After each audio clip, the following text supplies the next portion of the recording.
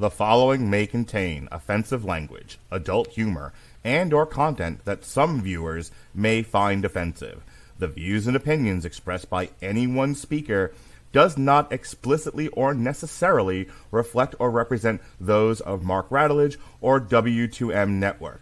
Please listen with caution, or don't listen at all. TV party tonight! What? TV party tonight! Oh, we got nothing better to do than watch TV and have a couple of brews. Don't want to talk about anything else. We don't want to know. We're dedicated, yes. To our favorite shows. Oh, my circuits! Everybody loves Hypnotoad. Scary dog! Pearson at Blurnsville. Futurama! Good evening. You are listening to a Radulich and Broadcasting premiere podcast, TV Party Tonight. I'm your host, the mandated reporter, and frankly, I'm mortified, Mr. Mark Radulich. And tonight, our favorite show is The Muppets from 2015. Brought to you by the good people at ABC Studios, The Muppet Studios, and Bill Prady Productions.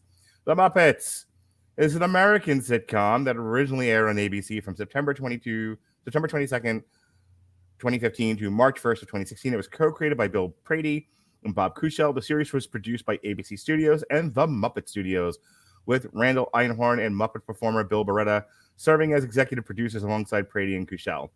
On May 12th, 2016, ABC canceled the series after one season. The series is set in Los Angeles and depicts the everyday, personal, and professional lives of the Muppets during the production of Up Late with Miss Piggy, a fictional late-night talk show starring the aforementioned Miss Piggy. The Muppets serves as a parody of other mockumentary-style series such as The Office, Modern Family, and Parks and Recreation by employing the same single-camera setup filming style with the implication of a documentary crew filming everyone. And joining me tonight, because he kind of like big-timed me on this, don't you understand?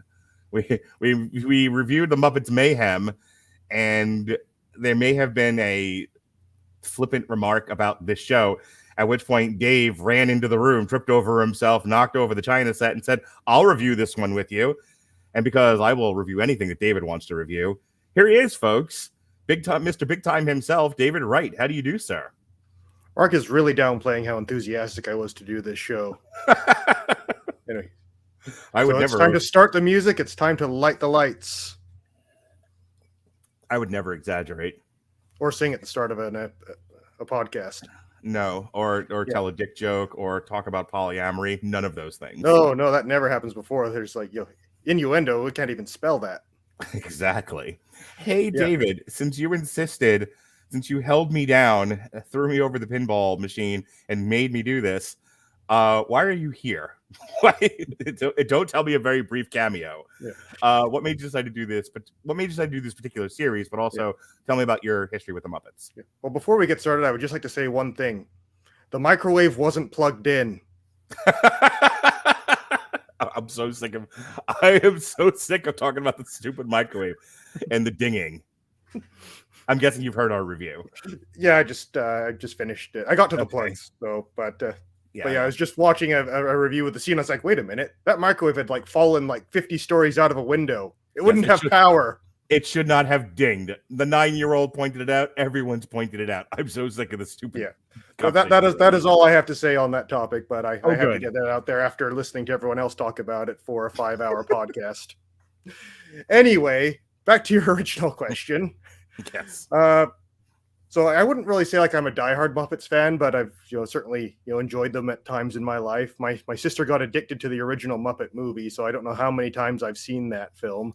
The Rainbow Connection. Yeah. The Lovers, the Dreamers, and David Wright. Yeah. Actually, I think me and my sister, we were about the right age when Muppets Tonight came out. Okay. If you remember that one. And we loved it. It was just we found it to be so funny. Just all the gags and cameos. And I assume it was just like a more modern at the time interpretation of the original Muppet Show. It was just, right. We're a TV variety show instead of in a theater. Yes. Yeah. But I vaguely remember that was the one where Waldorf and Statler were in the old folks' home. Yeah, I think they were, and it was like Yeah. I think it was the first time that I had seen Pepe as a character, and Mhm. yeah, I think Rizzo was working behind the scenes, and they had was it no, not Seymour, oh geez, Clifford. Clifford, I Mhm. think it was a catfish. He was the host of the show, and Kermit was behind the scenes. I think Bobo was the security guard. I think it was the first time I saw Bobo in Mhm. a Muppet thing. But anyway, I thought it was very well done, and to this day, I'll still sometimes make jokes from that show. I didn't. Uh, I talked a little bit about this when we mhm, did the Muppets Mayhem. We don't need to mhm. go over my whole history of the Muppets again, but that's not one I'm wildly familiar with. I think by the time, me being older than you, I think by the time Muppets Tonight came out, I wasn't really into the Muppets as much. Like I like the classic stuff. I like the the Muppet movie, the Mhm. Muppet. The Great Muppet Caper is still the Great Muppet Caper by far is still my favorite Muppet thing ever. Yeah, That is probably the one I quote the most. That is, I've quoted that show on here. It is the theme to Triple Feature. yeah, Um, so there's yeah, all that. yeah, yeah. I mean, Muppet Treasure Island, enjoyed it. Muppet Mhm. Christmas Carol is the definitive version of a Christmas Carol. I don't care what anyone says; it's just Fair. the best version of that story. Then about Muppets from space, it kind of took a strange turn, and then we kind of left them alone. But when I saw the ads for the ABC Muppet Show, I thought this is a good strategy for bringing the Muppets back. It works Mhm. so well with their concept, with their humor, and just like the one clip of like Gonzo when he's being told what the show's like. So this is going to be one of those reality shows where they, cut to people, talking about saying the exact opposite thing, and then cuts to Gonzo. It's like, this is such a dumb idea. I hate it so much. People always say the opposite thing, and then it cuts back to Gonzo. There, I love it. What a great idea. And then okay, I'm in. Yeah. And I think they also had like Kermit. They revealed that he had broken up with Miss Piggy, and he had his new girlfriend. He's like, what can I say, Gonzo? I like pigs. And it just, yeah, it tickled. Those jokes sort of tickled my funny bone. But I never was able to watch it when it came out, so it was always kind of been one of those. I'd love to watch it and see if it was any good. Okay. You didn't watch it in its initial run in 2015? No, I don't. I think I was probably busy with school or something like. Well, 2015. No, I would have been out of school by then. But yeah, for whatever the reason, I could never really get it on. Okay. Get the time. And so, did you just watch it for the first time for this? Did you bug me about this and not having actually watched the show? Pretty much, but I mean, it's the Muppets. Nice, it's a pretty safe bet. Okay, yeah. But yeah, thanks to Disney Plus having the Muppets. I was like, oh hey, Yeah. I can finally watch it. And this is a good excuse to finally. That's really funny. I didn't realize that. I thought you had a passion for the show, and you're like, oh my god, I love this. Because we can transition this way. When we discussed it on the Muppets Mayhem, one of the things that was said was, this really divided Muppets fans. Like the Muppets 2015 was a very divisive show in that you had people who accepted the premise, you had people who accepted the modernization of it, accepted it as a satire of, as I said in the description that I read right from the Wikipedia page, a satire of the Office style type show. And then you had like the purists, the diehards that were like, I don't want to think about Miss Piggy and Kermit the Frog in a romantic relationship. Yes, that was always said. Yes, that was always dealt with. They fucking did it on the Muppet Babies too. But somehow it was seemed gross on this show for some people. Like, ew, like they're like having sex and shit. Yuck. And then they didn't like. There are people, the Chris Baileys of the world. Leave the thing alone. It was, like if you're going to bring the Muppets back, bring it back with the same exact set from the 1970s. Yeah. Go back in time, get Sylvester Stallone from Rocky 3, get him on there. Whole they have to. It's time to get things started. The whole thing. Like that's how they should have brought it back in some people's eyes. And this was not their Muppets, which drives me crazy. I am of the opinion. I remember I watched it. I was actually having this conversation with Melissa earlier because we did watch at least some of this. I asked her if we had watched the whole thing, and she seems to think we didn't. But I remember that finale now. I remember, we'll talk about it. I remember the finale with him on the plane with Miss Piggy, Kermit the Frog. So I had to have watched the whole thing. And I remember thinking at the time that this didn't feel like the Muppets to me. It felt like someone using the Muppets to have a conversation about this style of television. But this didn't feel like authentically Muppets. That the relationship stuff, the seriousness of it, the dealing with relationship dynamics and mental health issues and some of the more serious stuff that gets dealt with on this show, as funny as it was, didn't feel like authentic. Like, no one's ever used the Muppets, and I'll let you weigh in on this. No one's really ever used the Muppets as a vehicle for serious satire. It was always, the Muppets was always just light comedy. You know? Yeah, it's kind of more goofy and lighthearted. Yeah, it felt more slapstick. That's the word I was looking for. Yeah. The Muppets always came across as very slapstick. It wasn't doing social commentary, and this was. And I could see why it drove people away. And in the initial run, while I gave it the full 16 episode watch, I remember struggling with this at times. Upon second watch, I was actually saying this to Melissa. I had a similar thing with Treme, where the first time around I was too hooked on The Wire to really appreciate what Treme was. And then second go around with Jesse, I'm like, I love this show, New Orleans, brah. Yay. And I have a much more of a deeper appreciation for the show now because I have there are definitely those shows and movies where you go in with a set of expectations and it's different from what you expected, so you don't like it, but eventually you're able to kind of go back, and now that you know it's not going to meet those expectations, you just watch it for what it is and you gain a new appreciation of it. That is exactly what happened here. I laughed my ass off at this show. Like I would put it on while I was doing work at the computer and watching it, or I would watch it at work on my breaks. And I remember laughing out loud a bunch. I'm like, I don't remember enjoying it this much the first time around. Yeah. I think there also might be like just where you are in your life. Like it's not a show that a kid would get a lot out of. This show. It's you need to be more of a adult and been knocked around by life a bit. I've been knocked around by life in the last 8 years for certain. One or two negative things have happened. Yes, I've witnessed some of it from the sidelines. It's, All right, so let's get into the show proper. That is the setup. The setting is, it's a day in the life of working on this late night talk show. Miss Piggy is Johnny Carson. What a dated reference. Hey kids. Who is it now? Jimmy Kimmel? Jimmy Kimmel? Is it Stephen Colbert? Who else is there? Trevor Noah? Late night TV show host. Who's the one that has the roots on there and they play like kid instruments? He used to be an actor on Saturday Night Live. Doesn't matter. Yeah, James Corden, is it? Or no. I don't watch many talk shows. Jimmy Fallon. Jimmy Fallon. There we go. The one I forgot. Yeah. Yes. So it's that. Could not have dated myself more. Hey, have you heard of have you heard of this crazy new show called The Tonight Show? So anyway, it's patterned after that, and he's the executive producer, and you have Gonzo and Rizzo and Pepe. They are the writers, the comedy writers, and then you have various Muppets doing different staff jobs. The Mayhem is obviously the band, and Fozzie is the MC. Yeah. Fozzie has a girlfriend. That's a big arc of the show. There's a lot with Rizzo, Pepe, and Gonzo kind of palling around together. They have their own kind of thing going on. But the main tension of the show is trying to do this show in light of this years-long ending of a relationship between Piggy and Kermit. And Piggy... And let's start here, because I think this is like the big elephant in the room. No pun intended. Sam the Eagle is the broadcast standards person. Who else could it have been? Was priceless. Yes, that was never. Say what you will. They knew who to put where. Yeah, I was gonna say look, it's a well-written show, and they knew what to do with each character. Like nobody felt out of place.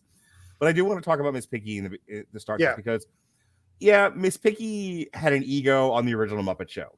And even Miss Piggy and like Muppet Babies, it was very egocentric. It was, it was like, I'm the big star here.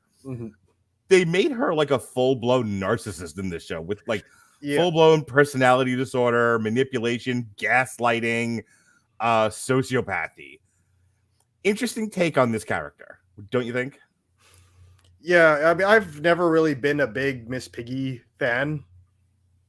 Nor would I say a hater, but like, I of all the Muppets, I never really got into her. I mean, granted, Mhm. I'm, a straight male, so that's, I'm not really like predisposed to Miss Piggy, but yeah, like I never really got the super appeal of the character. Like they always tell her as like the biggest, most successful star of all the Muppets, in every Mhm. show, and I'm just like, I don't see it. They never really convinced me that this is a super talented, celebrity. Mind you, maybe that's the joke, and I just didn't. That never quite clicked with me. Well, her gag if I remember correctly, in the Muppet Show was that she was the most talented. She was like the big star of the Muppet Show, but what was the comedy was things never went right for her. So she was kind of like the Melissa McCarthy of the Muppet Show. There was a lot of physical humor with her. She was always upside down and her dress was falling. When they would do like they would do like pigs in space, the other pigs like would fuck their lines up, and she's like, "Oh, what am I working with here?" Yeah. The only other joke I remember with Miss Piggy is just like she's kind of like super strong, so she would, like when she punches someone, she hits them really good. Yes, and then poof, right. And like she loved Kermit. Yeah, but she was always like sweet to him. Like she wasn't particularly abusive. She is in this show. And this is why I wanted to talk about this and kind of beat on this a little bit, because when you're very writing, shallow and petty. Yeah. Well, I guess what I was going for is, did the show really need a villain? Like, I guess if you're thinking about like sitcom structure, maybe there's one character, like they compared it to Modern Family, and in the very beginning of that show, that this would soften over time. The Ed O'Neill character was as close to the villain as you got. He was anachronistic and old timey, and not accepting of certain elements of his family, and he was kind of a bastard at times. Almost like the way Homer started, before everyone realized he's the funny one on The Simpsons. Where like Bart was always cutting up and driving him crazy, and then there was Homer just like shaking his fist at him, like trying to keep his family together. That's kind of the way they do Miss Piggy in the show, where it's like, okay, she's the major antagonist of this show. She's going to drive everyone crazy and cause all kinds of problems. The show is everyone reacting to that. Interesting. Yeah. They were smart enough after I think the first 2 or 3 episodes to kind of give her a bit of to show another side of her, which is the trick, I think, to doing that sort of character, where you start to wonder, like, why do they put up with this? I think it was the karaoke episode where she goes out with everyone to karaoke, and it turns out they have a great time, even though they usually go out by themselves to get away from her. Right. But I won't get too much into the episode itself, but it's that sort of thing where you start to see how, she's not a bad person. She's just very self-absorbed, very petty, and I'm not bad. I'm just drawn that way. Almost. And like she's just so oblivious to reality, which again can get very annoying with me in some characters. Well, but, I was going to say that is a big, not to make this entirely about mental illness, but that is a big issue with people with like personality disorders, is a lack of self-awareness. Yeah. Well, especially with narcissism, the element of you wanting that attention, you being tacitly aware that if you fuck up too much, you're going to lose that attention, and you have to do something positive or negative to regain that attention. So the episode that you're talking about with the karaoke is a really good one, a really good example of that, because like, as you said, like they're going out to get away from her, and she's like noticing like, oh, I don't have the audience that I want. I don't have the attention that I want. The supply is called. So she goes the other way, where she's overly likable. Yeah. And and she's charming, and everyone likes her again. And now she has all that supply that she needs. Much to Kermit's chagrin, who the biggest problem you have with narcissists is you desperately want to shake them out of this false sense of reality that they create. And you know that there's a good person in there somewhere. Yeah. And you desperately want that thing to come out. And the rest of the world is utterly uncooperative in helping you with that, because it just keeps giving the narcissist what they want. Yeah. 16 episodes of that in this series. Yeah, I mean the show does not focus exclusively on Miss Piggy. Like that is the major plot line is Kermit and Piggy's relationship and sort of them figuring it out. Yeah, at this point, I have to talk about the best character on the show for me. The character that made me laugh the most, because we're talking about Miss Piggy, and that is Dudley. Yes, Dudley has the best line reading. Dudley owns this show. Oh my god, yeah! I like give Dudley his own show. Yeah, like I could definitely watch 22 minutes. Yeah, I think this might have been the first thing I know of Dudley being in. Like, I think he was in Muppets from Space. No. I was sorry. I was thinking he was one of the goons, Chris Cooper's goons in the new Muppet movie.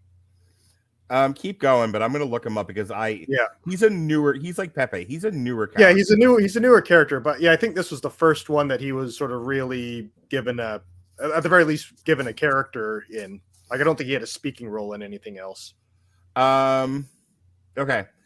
Although he did not have a major role in any of the Henson-helmed Muppet movies, Uncle Dudley did appear in the final group scenes at the end of the Muppet movie and the Muppets Take Manhattan. He also appeared on The Tonight Show in '79 when Kermit hosted. He made his first appearance in over 20 years in The Muppets, in which he has performed. Okay, so this is the movie, which with what's his face, Jason Segel, and Amy Adams. Okay, so that's where he first appears. Okay, yeah, I thought that movie was after the show, but okay, I will trust the internet because the internet's never wrong about anything. I think we're good here. We're on terra firma. Yeah. But yeah, 2011, bud. 2011. Okay, but yeah, Dudley was definitely the standout character. Mm-hmm. He's so funny in this. Like some of this, like first of all, the way they write him as like being Piggy's handler, where like he's like several steps ahead of her. Like, I talk about love in relationships, and there's different kind of love. He genuinely loves Miss Piggy, but not in that like romantic way. In that, like, there is something about like this is very typical of narcissists. I am absolutely drawn to you, and I will do everything I can to help you, even though you are the worst. Yeah, and that is very Uncle Dudley. Yeah, and he's not oblivious to her faults. Like, he knows who he's dealing with, and and that's what makes him so good at dealing with her. Yeah, he's the lawnmower parent. He is mowing down everything around Piggy so that she can just, run around in a circle and fall on her head. But he's like, I'm getting everything out of this pig's way, because that's my job, and I love her for their sake and for hers. Yeah. I think one of the bits that I laughed really hard at was when Kermit is trying to get Miss Piggy back, and Miss Piggy's like, I gotta wear something nice for Kermit. And she's like, and I'm thinking like something Pikachu. He's like, and he pulls out a dress, and she's like, what if I had said black? And he was like, please. Yeah. What if I said black sequins? Oh, please. And he just holds up black sequins. It's so good. Like that, because that character has showed up in so many other movies with like a powerful woman. Like a powerful woman always has like this like quasi gay handler that just meets every one of her needs. It is almost like asexual with her around. It's just like he's just there, and he does all the things that a narcissist needs a handler to do, and he does it with like poise and grace. He's like half Alfred, half like I can't remember the fashion designer's name, but he's some of the shit he says and like how overdramatic he can be at times. He's like. He has this very posh, high class, hoity-toity way of speaking. Yeah, he got the most laughs out of me. Definitely. Pepe, Rizzo, and Gonzo, and I'm generally speaking a big Gonzo fan. Yeah, but I like Gonzo because he does shit like hail a cab by throwing himself in front of it. Yeah. You don't get that Gonzo except for one episode in this. Yeah. This is more mature, held back, relaxed Gonzo. Subdued. That's a good word for it. Yeah. And you can tell on some shows where the writers think a character is really funny and they give that character a lot. And maybe it works for some people. It doesn't work for me. And that character is Pepe. I don't think the Pepe character is funny. Yeah, I thought this was a pretty good one for Pepe. I wouldn't say he's like super funny, but I found him to be fairly likable in this one. Likable, yes. I don't think he's funny though. I don't like the stuff that I like the friendship dynamic between Gonzo, Pepe, and Rizzo. And I've always found Rizzo to be like an annoying shithead, but that's his character. It's fine. Yeah, he's a rat. Yeah. And so him being kind of a dickhead is okay. And I thought like them kind of palling around and them sort of being in the middle between Kermit and Piggy a lot of times, and like especially like the bits where Kermit's trying to get back together with Piggy, and you have like team love, team friendship. Yeah. Fucking Pepe's like love. Yeah. That made me laugh. Yeah. Love. I did it for love. But the rest of the Pepe stuff, I'm like, nah, this doesn't really like I said, it's not nearly as funny as Deadly. Yeah, I forget there's one episode where he was like showing off like him doing something with like, because he's got 4 arms, right? Mm-hmm. Like, he was like putting on deodorant or something. Like, hey, look at this. It's like, oh, and they're like, oh, that's pretty good. Yeah, you should see me in the shower. 10 seconds. No. Yeah, that stuff was kind of funny. Yeah. Let me talk about Kermit for a minute. Yeah. So the funniest episode for me is when Kermit kind of has a nervous breakdown. Because you're going to be a bit more specific than that. Okay, specifically when he goes on the retreat. Well, let me back up a the retreat episode, yeah. The thing that works about the Muppets in whatever iteration it was is how relatable they are as people. Yeah. We all have a little Muppet in us. As my wife likes to, say, we have the world is sort of categorized by chaos Muppets and order Muppets. Okay. Piggy is a chaos Muppet. Janice is a chaos Muppet. Animal is a chaos Muppet. Order Muppets. Kermit, Sam the Eagle, Scooter. Scooter and Chelsea. By the way, Scooter and Chelsea Handler might be the funniest fucking thing I've ever seen. But we'll get to that in a second. Yeah. So I've been Kermit most of my life. Yeah. I have been the guy. I don't know if you know this about me or not, but I run a podcast network with about 12 people. I might have gotten the hint somehow. Yeah. I know you might be vaguely aware of a group chat that I'm in where I'm constantly having to stop fights from breaking out. No, you don't know that because you fucking mute the chat, you son of a bitch. Yeah, and I am healthier for it. No, speaking of mental health, feel my pain.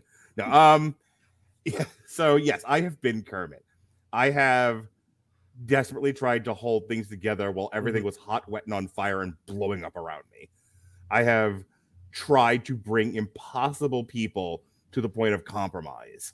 I've been there. I've been Kermit. I highly relate to Kermit. Yeah. And the episode where actually everything is hot, wet, and on fire, and he's like, "I'm fucking off. I gotta go. I'm going to a retreat. I need to find myself again."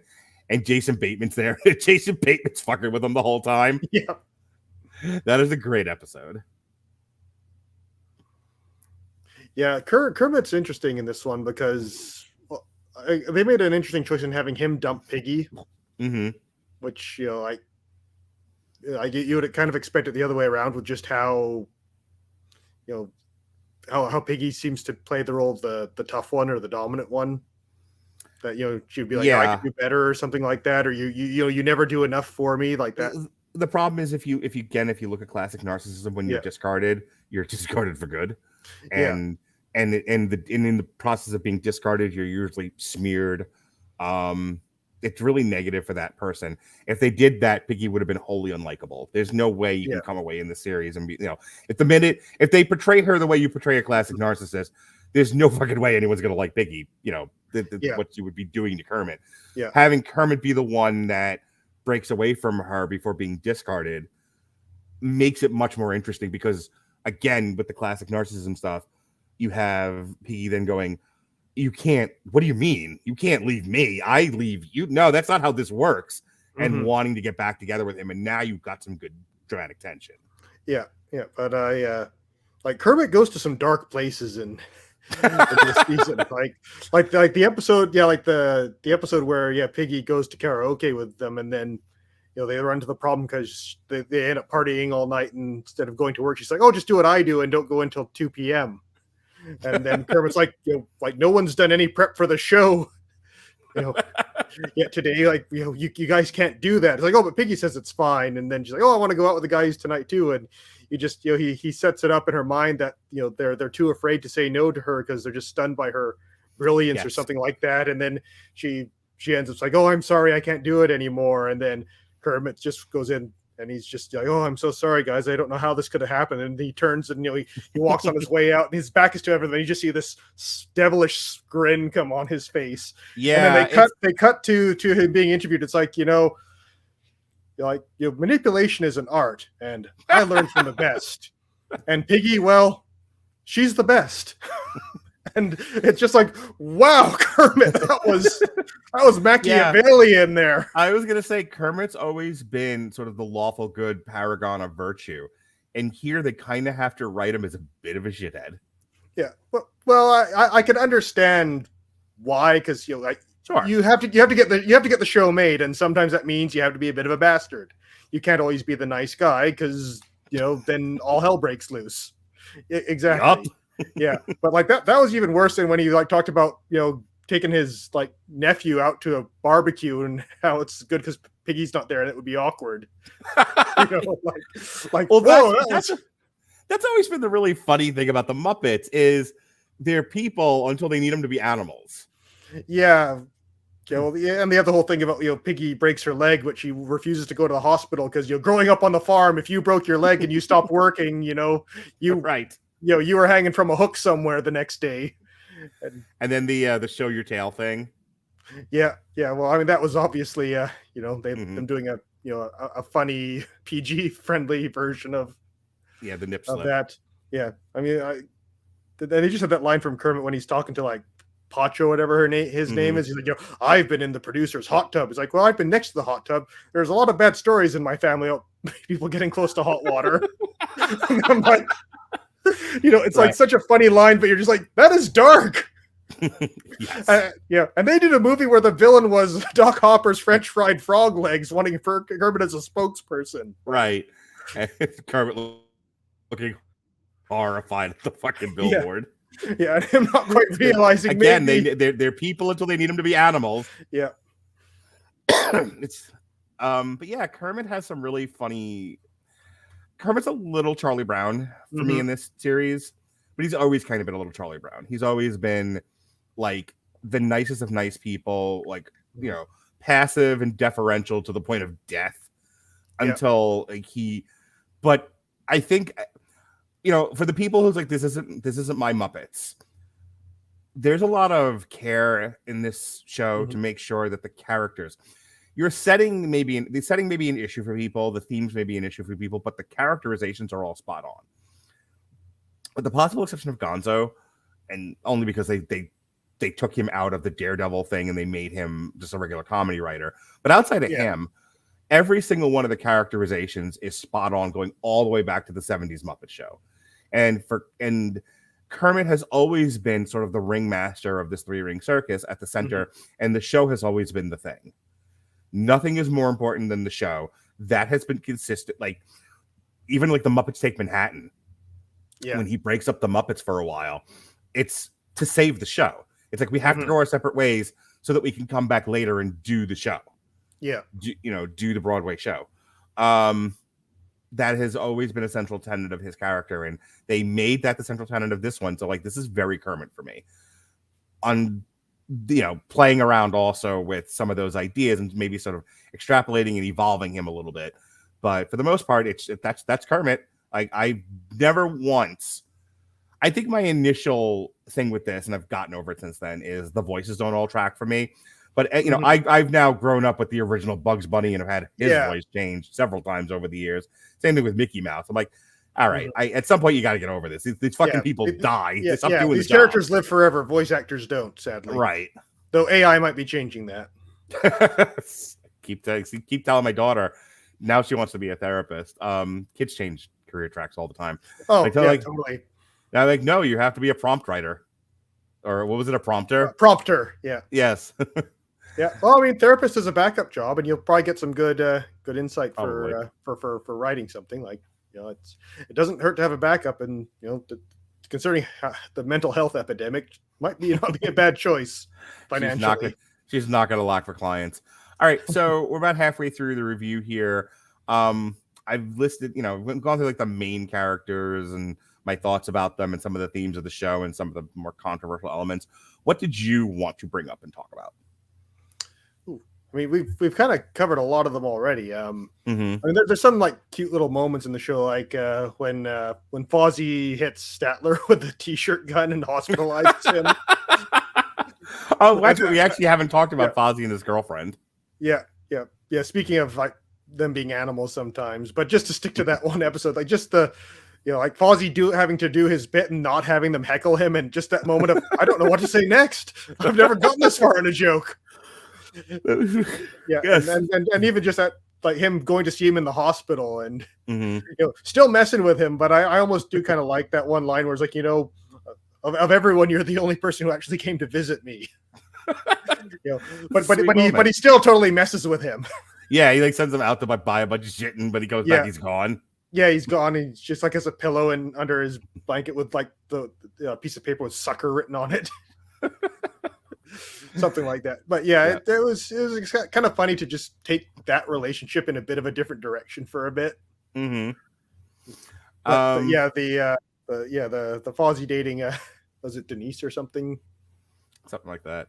Yeah. So he has his girlfriend, and she only lasts a couple of episodes.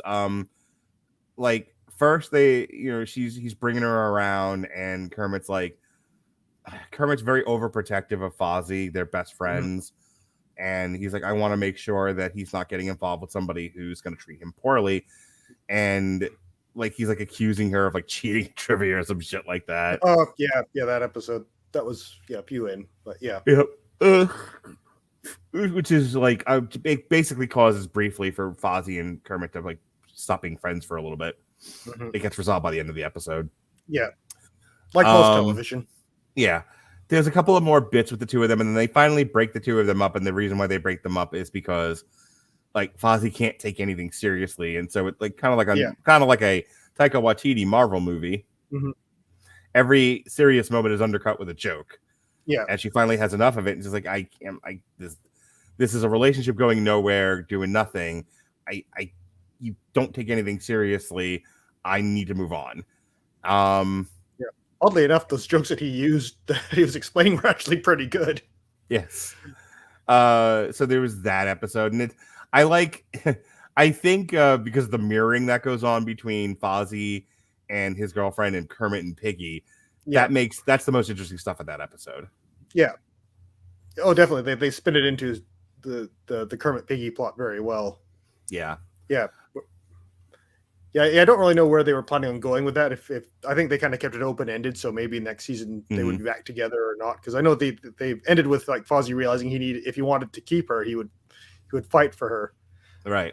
But I'm just thinking more, the episode. I think that we get it in might be the second episode or first, where he's like trying to impress her parents, and her dad is just like so much of an anti-bear person. And obviously it's kind of like a guess who's coming to dinner type riff. Yeah. Where it's like, oh, I need to use the washroom. You sure you don't do it in the yard outside or in the middle of the woods? Like, that is so offensive. That's stereotype. Right.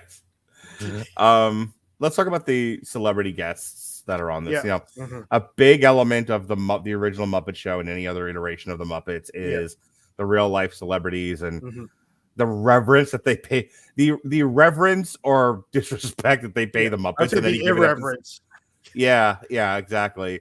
Again, the Jason Bateman episode where he's at, first of all, Jason Bateman, if you've ever seen him in Ozark, is fucking great. Yeah. Like, he's so good on Ozark. He's such a great actor. And the fact that he can kind of use that same tenor and seriousness, but play it for laughs is great. Yeah. So like, he's at this retreat with Kermit, and he's like, he throws Kermit under the bus because he's like, will you help me with this? Will you help me with this? And then he's the enabler, and Kermit's always resisting. And then and at the end they both get caught, and then he's just like, oh, it was all his idea. Right. And then he's like, I'm sorry, if I go home early, my wife will kill me. Yeah. It's like Jason Bateman's a scumbag. I think it was a funny way to write him. I talked about the Chelsea Handler Scooter thing. Like, we can talk a little bit more at length now. First of all, they made Scooter like uber dork, and like, yes, it's just total like milquetoast. But it's funny. It works. It like works he's been like whipped by his mom. So yeah, but terribly. So it's just like Scooter explaining seeing Chelsea Handler on TV, like, and there she is, this blonde bombshell telling her sassy jokes. Like, I think people's problem with the Muppet Show was its lack of innocence, which then overlooks the entire Scooter character. Yeah, I mean it was a little naughty, but not much. Like I didn't really find it to be that spicy for the Muppets. Like you had Rizzo and Pepe going to the bar to pick up chicks, but the Wingman Challenge, the Wingman Challenge. But I say, like, then you have a character like Scooter or Sam the Eagle that is so the opposite of that. Like it reminds you again. Oh, this is, first of all, the Muppets have never really been, except for Muppet Babies. The Muppets have never really been for kids. That's not what their original design was. Yeah. But to have a character who, in the midst of all this adult stuff, is that fucking, that innocent. Yeah. And then Chelsea Handler like kisses him at the bar, and he like freaks out and runs away. He was like, "We need to take this slow." And you see like Chelsea Handler almost like does not compute written across her forehead. Yeah. Like she can't handle it. So it's like, no, I have to.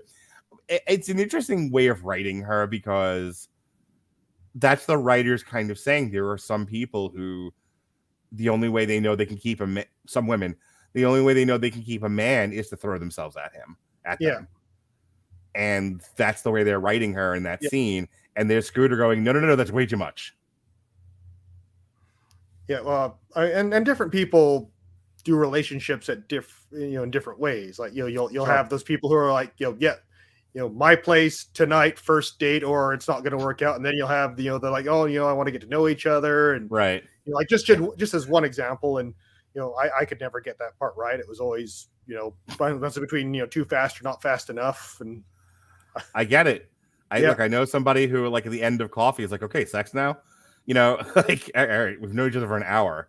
And then, then there's me who like I understand you said snuggles, but I didn't think that meant sex. I thought you meant snuggles. I'm that concrete.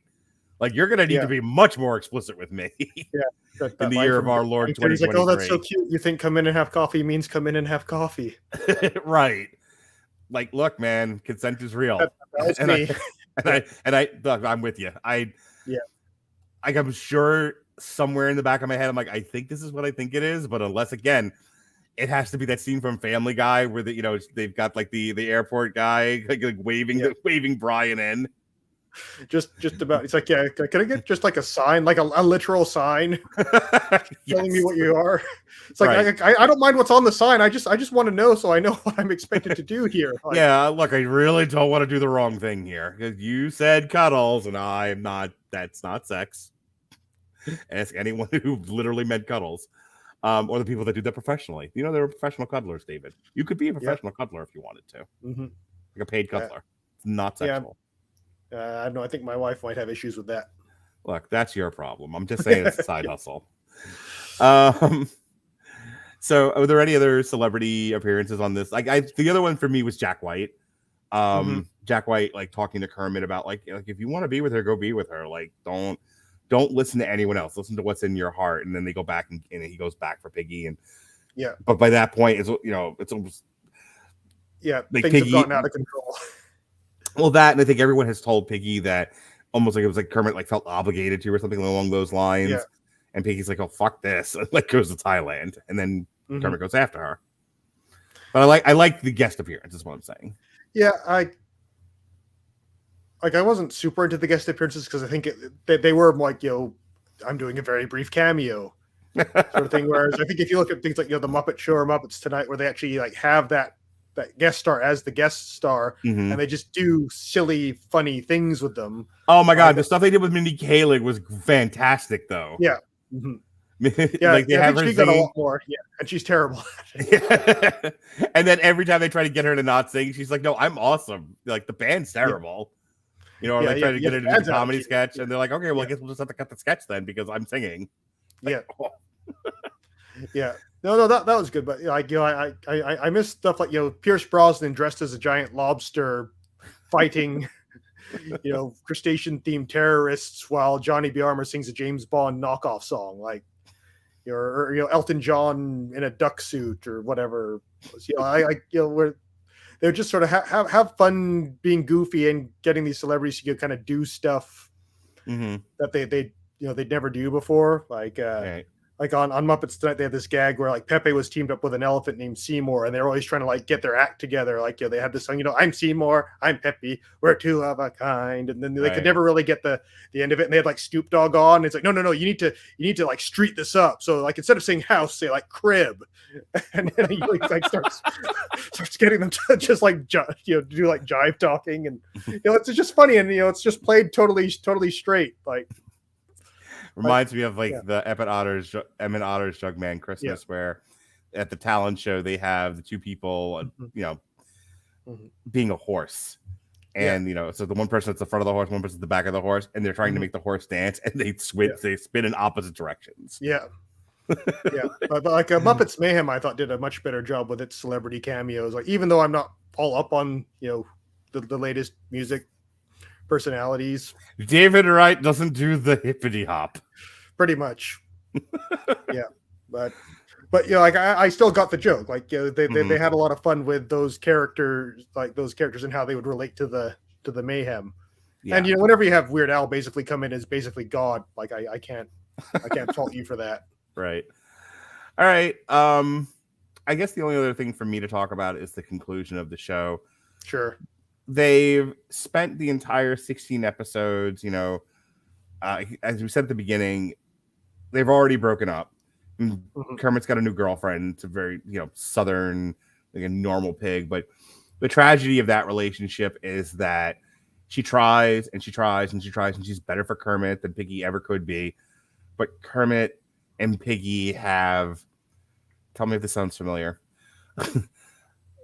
As much as Kermit and Piggy are bad for each other, and as much as there's a lot of hurt and frustration between those two characters, they are meant to be together. There is a chemistry that you can't explain. It just is. There's an energy, there's a spark, there's something ethereal in the air between Kermit and Piggy that I think the writers did a great job of capturing in this show. That's why when people people say, oh, I don't like it, like, give this a watch. There's stuff there. There's definitely stuff in the subtext. Yeah, it takes some time for the deeper stuff to kind of get to the front. Whereas, if you just watch the first couple of episodes, it's just mostly gags. The long arching plot hasn't had its chance to really kick in. But when they decide you start to see it when they decide that like something happens with the show and they need to do a segment.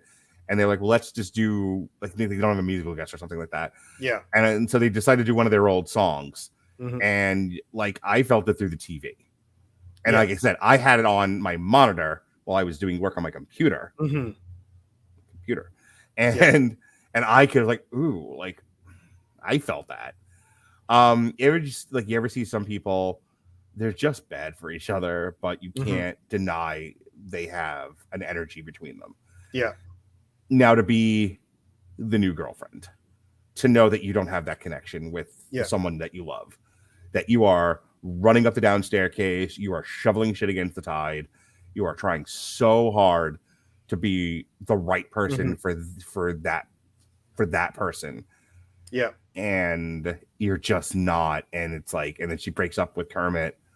But she does the breakup like a lot of people do, where it's like, I just need time to think. No, you're breaking up with me is what's happening here. Yeah. But that's a hard. I mean, it's a lot for the fucking Muppets, but it's good. Yeah, it's heavy. I mean, it doesn't help that Kermit's the producer on Piggy's show. Like, his job is to like basically look after her and deal with her all the time. So it's make her show ready. Yeah. Whereas if Kermit had like gone and gotten a job somewhere else, right? But then he'd be away from all the other Muppets. Then I think that they would have actually had a chance. But sure. I felt for that, that character, it's a fun character. It doesn't really have, like, she has a few funny moments, but I wouldn't say she's the funniest character on there.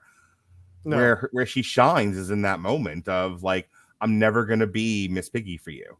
I'm never going to be that person that supplies the other end of the spark. And that sucks. And I can't keep doing this. Like, I talk about on any number of these shows, things that upset me, things that break my heart, things that get an emotional reaction out of me. That one kind of hit me personally. Yeah, like So. you don't feel bad for her for breaking. I mean, you feel bad because it's a breakup. Like it's neither of these people are bad people trying to do bad things. Like Kermit is serious about their relationship, right? But yeah, it's just she's never going to have Kermit without Miss Piggy in their life in some way, and she just knows that Kermit and Piggy they have that spark even when they're not together, and she's never going to be able to have anything on par with that. Right. And it's so funny because I've been both those characters, in my personal life. Like I've been the person looking at a couple, like I'm so much better for you than that other person. I'm gonna treat you like I'm a heterosexual male. I'm gonna treat you like a princess. I'll treat you like a queen. Like I'm the best person for you, and it's like you're not this other person. You stink. Like damn it. I've been dumped by a girl and then go onto her Facebook a few months later. Like really. That's the guy. That's right. That's your type. This is fucking the bag for American Beauty. That's what you think is all that. Okay, I tried. Yeah. But I've also been Kermit.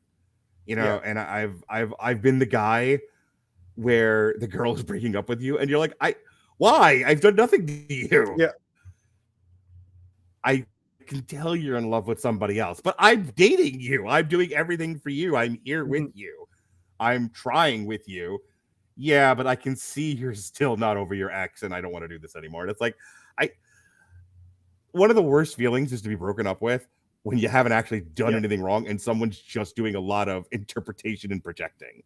I've never really been able to see that coming, but it's like, I'm doing my best here. Like I'm taking this relationship very seriously and trying to, be a good boyfriend here, and then all of a sudden, nope.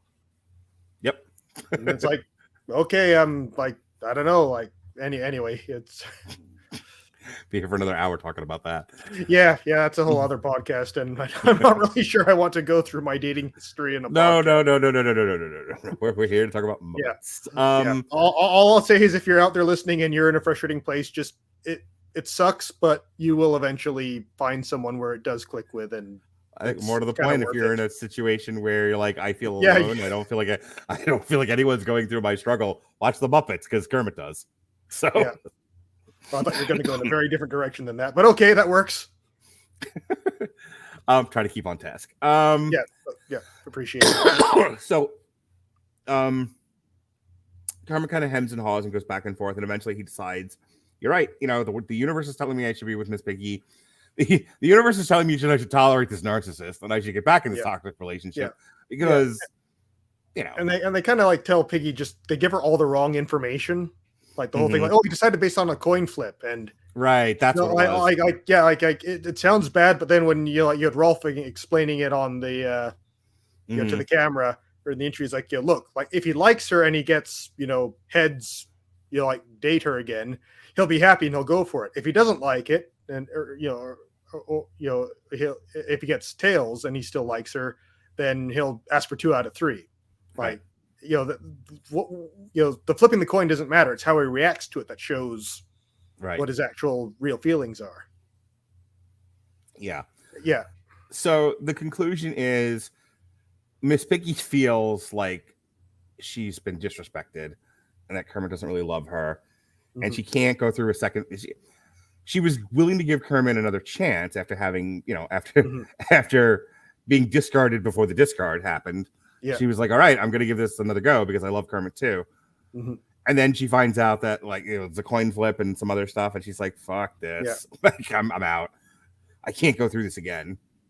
Yeah. Well, I think she views it as Kermit being wishy-washy I think from Kermit's perspective, it's more like, I need to make sure that this is the right choice because I don't want to go through this and do this again. So he's taking the time to think it over and And but I think that's a very look, I'll be the first one to fucking slam a narcissist. Yeah, especially stuff going on in my personal life. I will absolutely be that guy. However, I do kind of see Piggy's point of view of like Piggy's argument essentially is if you want me that badly, then you won't be unsure. You won't second guess it. And if you're second guessing it, then clearly you're not fully committed. And the last time you weren't fully committed, I got my heart broken. Like, I can see her point of view. Her heart broken so bad she swore to vendetta against the person on the poster next to them at the theater. Yes. So she fucks off to petty. Thailand. Yes. Yeah. So she fucks off to Thailand, and Kermit goes after her, and then she like takes a Xanax essentially. Yeah. Like falls asleep on the plane without really explaining like why, like how she feels about Kermit. This was clearly set up for a second season, which they did not get. Yeah. I was talking to my son about this recently. There was, like, I guess like saw a show that he like got canceled and there was no resolution to it. And I'm like, have you ever seen The Glades? They shot the sheriff, and there was no follow-up season to show who shot the sheriff. I'm still waiting for my Glades. No, he did not, nor the coroner. Okay.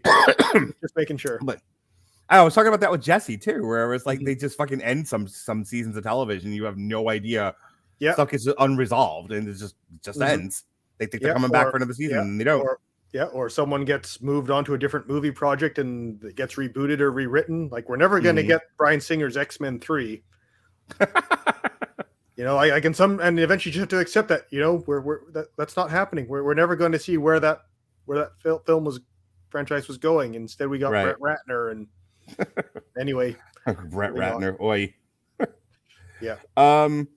But to conclude, it's funny, somebody just asked me for the link to the show, and I'm like, we're almost done. I'm gonna send it to her anyway. Yeah.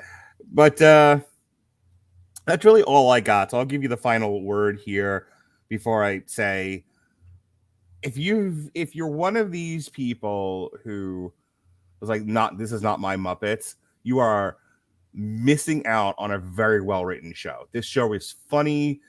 Like, you just heard two middle-aged guys relate to this show because we both have dated. We have both had relationships. We have felt things. We have done things. And this show deals with that. And if that's too much for your Muppets because you want sort of classic, non-serious Muppets, then okay, maybe this isn't the show for you. But if you are a mature adult looking for entertaining television, look no further than ABC's 2015 The Muppets. You're a witness, sir. Hey, I think about the only thing I can think of that I'd like to mention briefly is the character of Pacho or something, where he's like the super millennial like consultant brought in to hip up the show, who just has nothing but terrible ideas, yet for some reason is super successful and popular. Yeah. He says all the right buzzwords. Yeah, he says all the right buzzwords. But like, there was a scene where it was like, I think the last episode he was in, where like they're all goofing off, like putting mustaches on people using the special effects stuff, and he's like, "Yo, are you guys working?" And then I almost like, if I was the writer, I'd have them just say back, "Are you?" Yeah. Or like, yeah, it's like, yeah, do you do anything on the show? It's like, well, do you?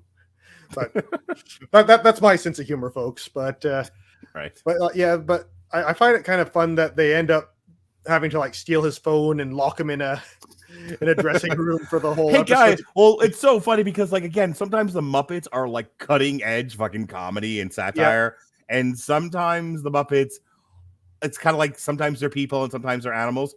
Sometimes the Muppets are very hip to the jive, and sometimes the Muppets are like back in like Donna Reed's 50s.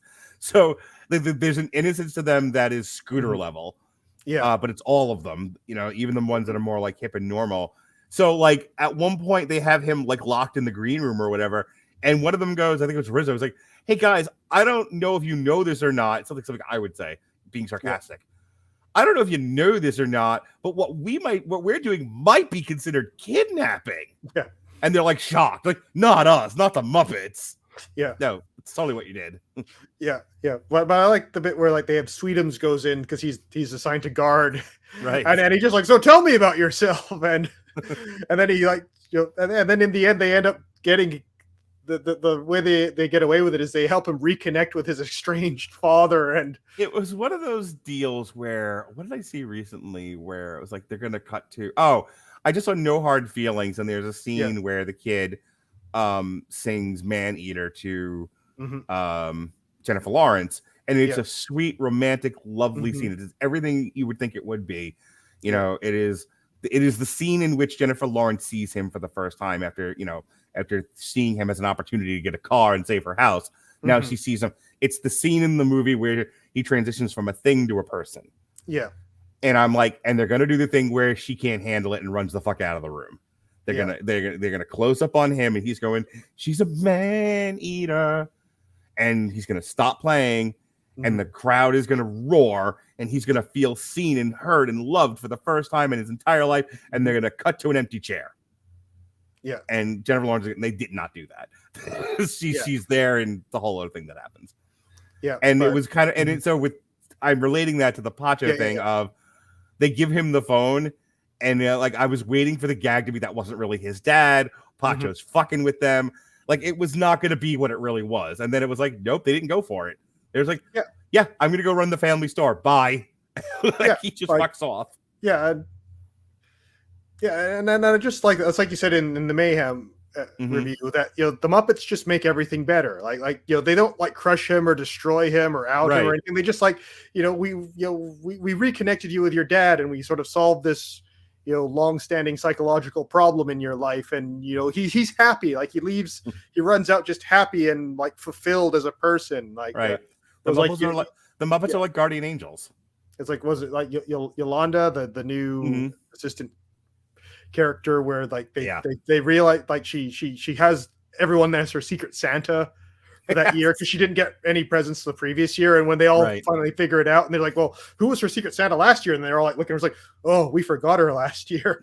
and then so they just like go and they like all give her the presents together, and like, we're sorry we missed you last year. Like instead of getting angry, they're like, hey, we messed up. And they don't get her back for it. They're like they repent.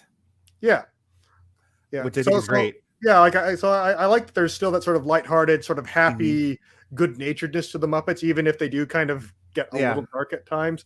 But they do that in the Great Muppet Caper too, where like they're dealing with Charles Groban, I think it is. Okay.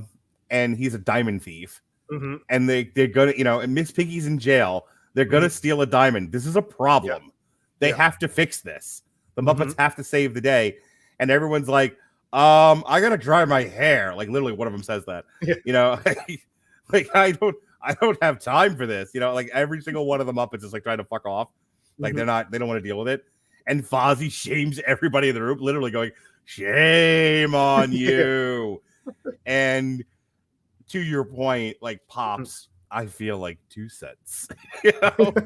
Everyone's like, I'm ashamed of myself. I'm sorry. You're right, Fozzie. Fozzie being the the voice of reason. But yeah, you're right. The Muppets make everything better. The Muppets heal people, which is a really funny thing to say, but it's the truth. Yeah. So that was just my kind of final notice. But yeah, overall, like, I thought the format of the show was brilliant. Like, I think it was the right idea for what to do with the Muppets at that point in television history. I don't quite think it hit the highs it needed to hit in terms of comedy. Like you say, it's more of a slow burn that you kind of really have to watch. It's not slapsticky at all. Yeah, this isn't a show that brings you in the first episode. Unfortunately, you kind of have to give it a bit of time, and then you're like, oh, okay, I got a feel for where this is going. So like maybe if the network had been brave enough to bank on it for another season and say, if we give people enough time, it will gain some popularity, but they didn't. So unfortunately, we were left with a bit of a hang. I mean, you could just assume that Kermit and Piggy patched things up, and then the Muppets went on to do the next thing the Muppets did, which I think was their web series, Muppets Now, was it, or something? Yeah, and Alexis and I reviewed that. Yeah, I don't know if Muppet continuity is a big deal or anything. I'm guessing not. It's all canon. I'm sure there's someone somewhere, Chris Bailey, who's like, mapped everything out and knows exactly how it all relates to each other. I love that everyone but Robert is saying his name 3 times. Given my ego, the fact that I've influenced that is fantastic. Everyone summons Chris Bailey by saying his name 3 times like he's fucking Candyman. Sorry. But I wanted to share this with you. So it won a Kids' Choice Award. It won the favorite family TV show. It was nominated for a Primetime Emmy for Outstanding Art Direction for a Contemporary Program, half hour or less. The ratings, no one stayed with the show. It started at like a 2.9 out of 10 for the pilot. By episode 16, it was down by 9.3. And I think the lowest it got was 8.3 for episodes 12, 13, and 14. 15 and 16, it went up like a 0.1 rating, but that's about it. It started at 9 million viewers for episode 1.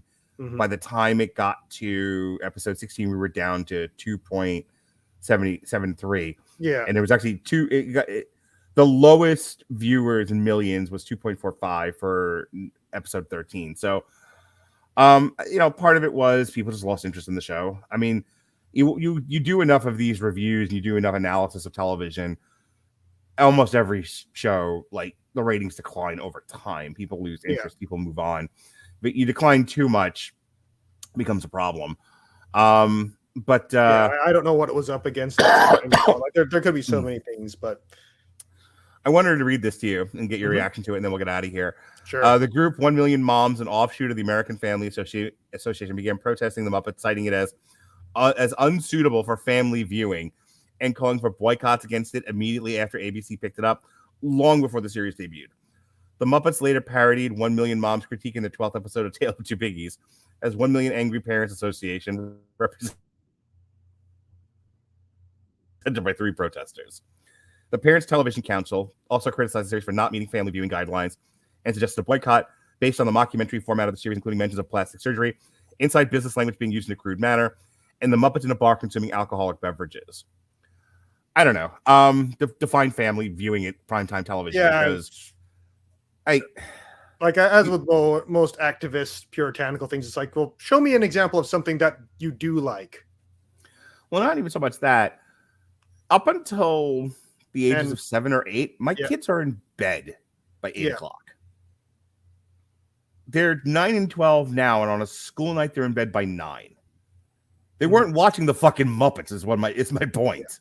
Yeah, and I think like any of the the naughty stuff, quote unquote, dialogue wise, would go over any kid's head. Like, they would not have like figured out like, oh, they're talking about sex or whatever. And like, I don't really like. I've seen plenty of movies and shows when I was a kid where people were at a bar drinking alcohol. It never really had an effect on me for making me want to go to a bar and drink alcohol.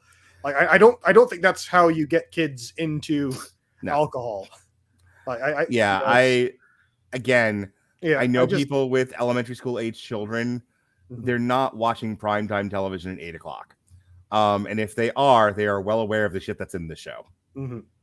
So I don't really, that's a weird one for me. I think it's just like those groups, like, everything upsets them. So it's kind of doesn't really, I remember, ruffle my feathers when it's like, okay, sure. You think everything's offensive to children and bad and contains bad messages. Like, again, then don't keep your kids up at 8 o'clock watching primetime television. Put the fucking Paw Patrol on.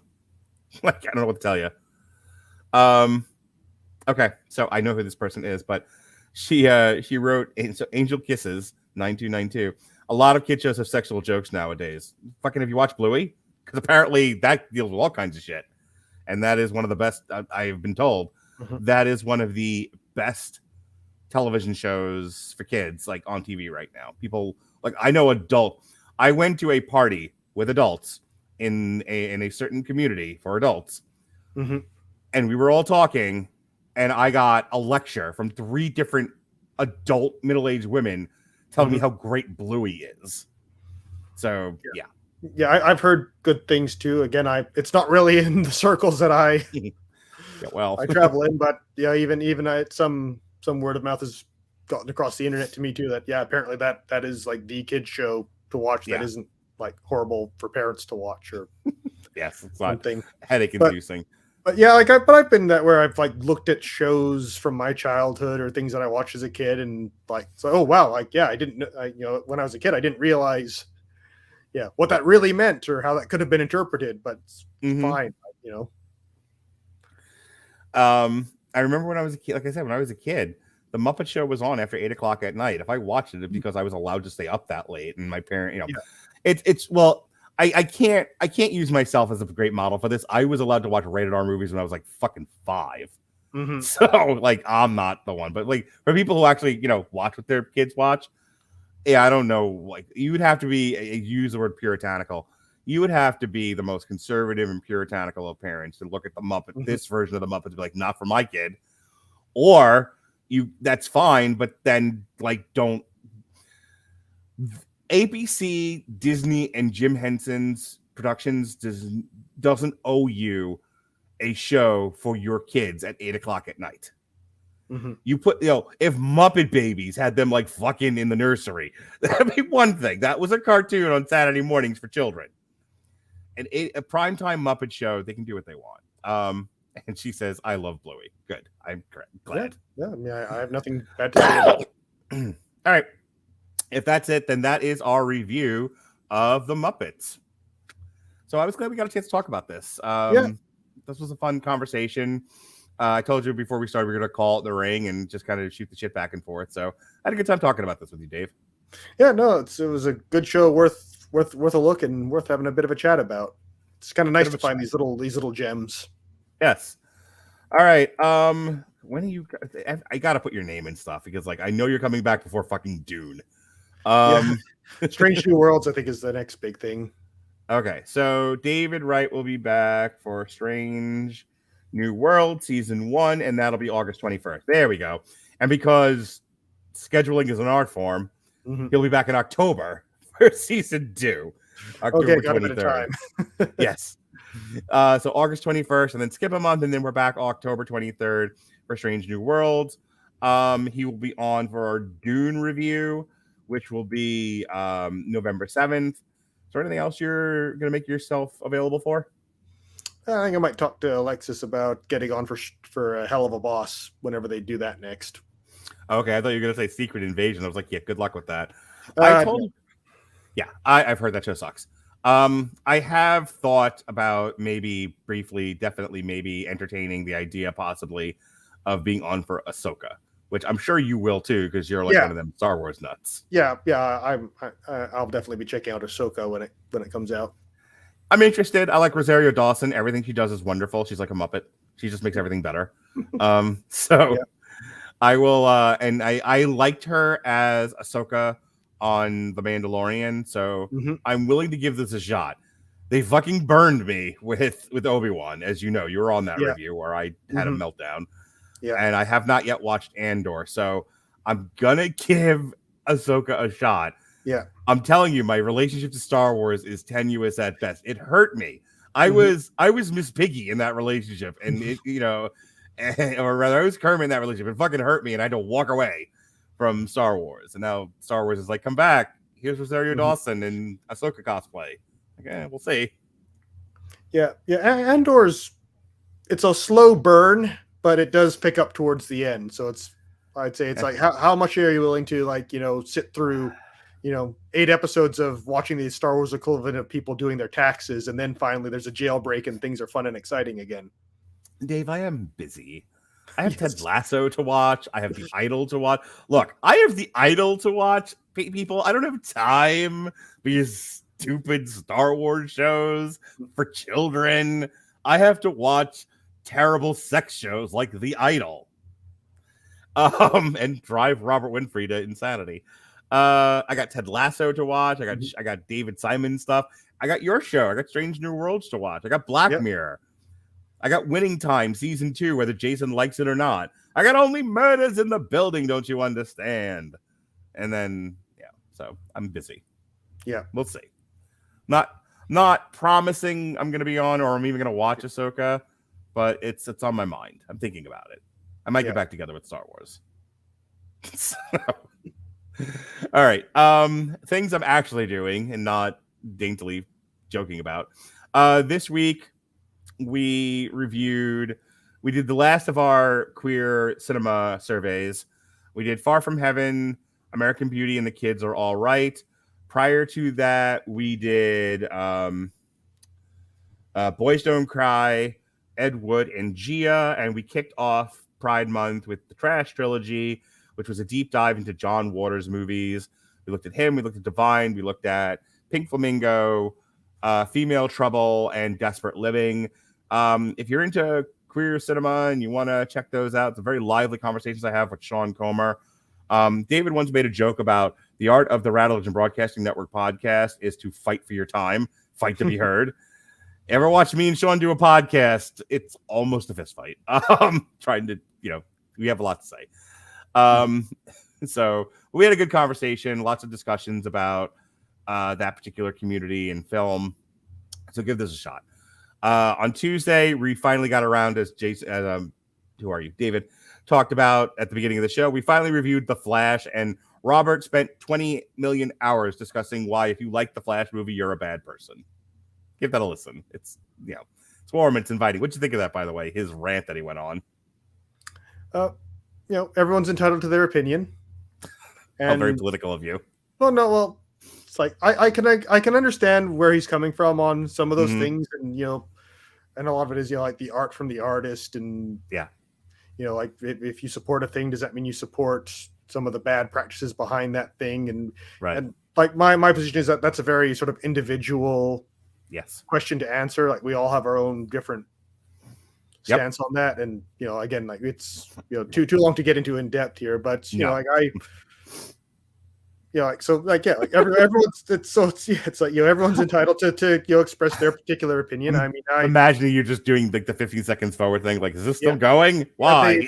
This isn't a shot at Robert here. Just that this sort of culture in general is like, I look at the credits of every movie, and it's like like when you get to like the war memorial of CG artists or whatever, and it's like I'm pretty sure at least one of those people is not a good person. Sure, and they made money off of this thing. So like definitely cheated on his taxes, or exactly, or or voted for whatever party you don't like, or holds a view that you don't share, or like beat their spouse, or stole something, or like absolutely took candy from a baby.